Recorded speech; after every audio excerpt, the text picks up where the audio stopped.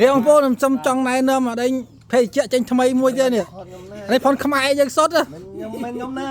អានេះចេញពីខាងទឹកដៃបងប្អូនខាងកម្ដៅ11គឺភេទជ្ជៈនេះគេផលិតពីទឹកផ្លែខ្វិតទុំផ្លែខ្វិតទុំគឺ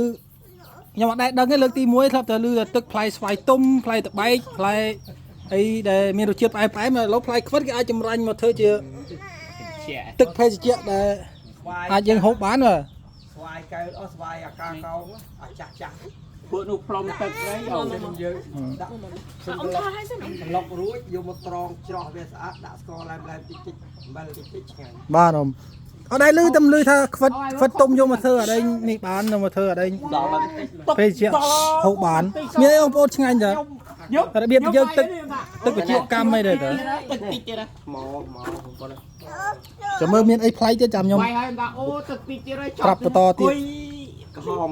យើងខំ